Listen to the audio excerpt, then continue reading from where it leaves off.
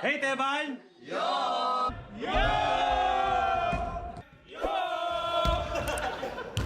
Yup. These are the ingredients for making churros. So we have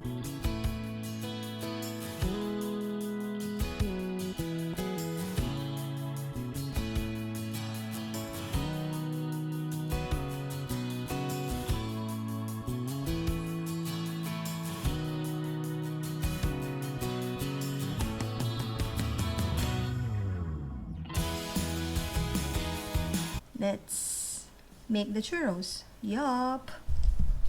To make the churros, let's melt the butter first.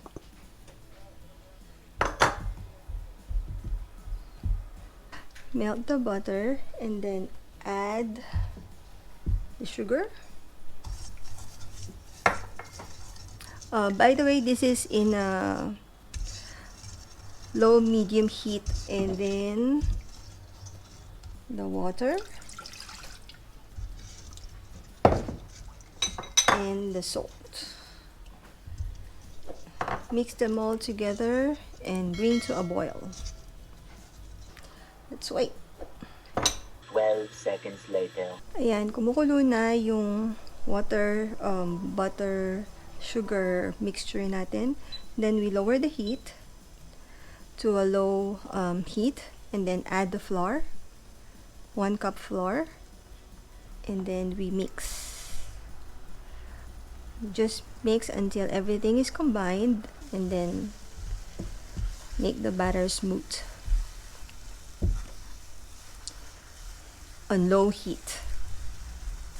Ayan, done na yung batter natin, okay na siya. So let's set this aside and let it cool for 5 minutes. And then we'll add 1 egg, and then we'll mix it with the mixer. Yup! Few inches later. Ayan, nag-cool down na yung batter natin, churros batter. Then we'll add 1 egg. Twink.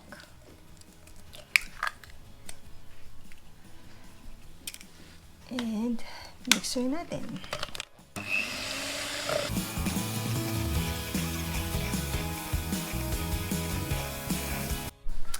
Ayan, so nag-combine na yung egg at saka yung butter natin. Then, haluin lang natin siya. So, don't worry guys, kasi magdidikit-dikit lang din siya ulit.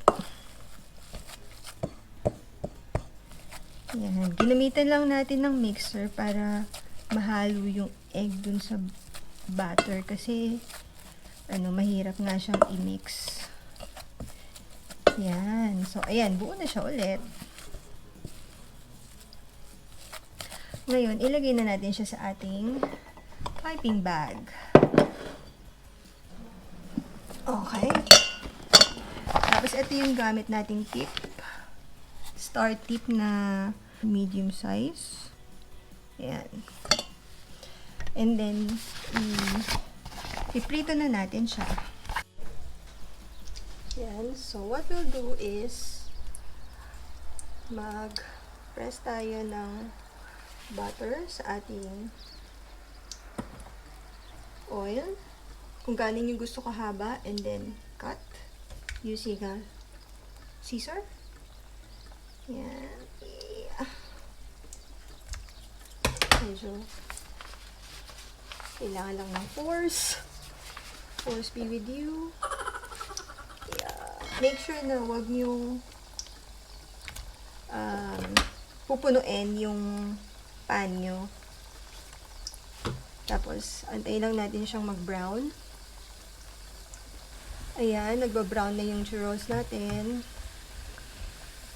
So, luto na siya. Yehey! See?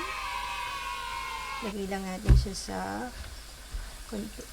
lagyan natin ng may paper towel para ma-absorb yung oil.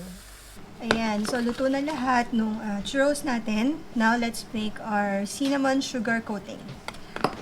So, ito yung 1/2 cup sugar, 1/4 cup sugar kanina. And yung 1/2 teaspoon na cinnamon powder. Mix lang natin. Combine. Once na-combine na lahat, or thoroughly combined na siya, i-roll na natin yung churros natin. Like this. Charan! Or, yan, i-coat lang natin yung churros natin. And, ito na siya. Pwede mo na siyang kainin. And then, Yeoooph! Ako na, kainin ko na. Yeoooph! Yeoooph! Or pwede rin, gagawa tayo ng chocolate dipping natin.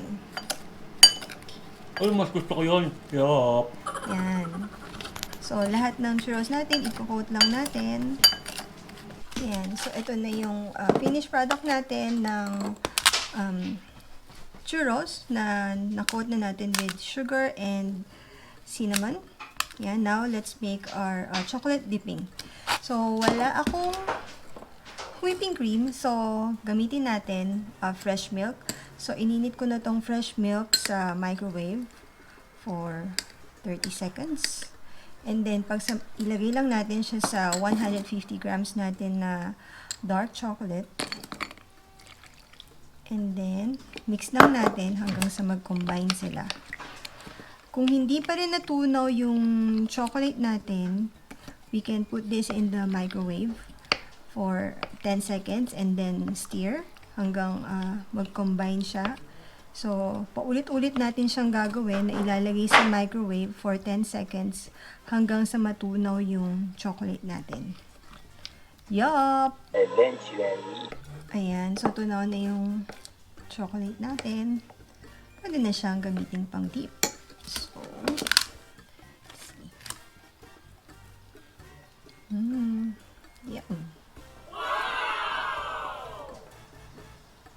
Yup! Yeoooph! Ayan na ang aming churros with chocolate dip. Yeoooph!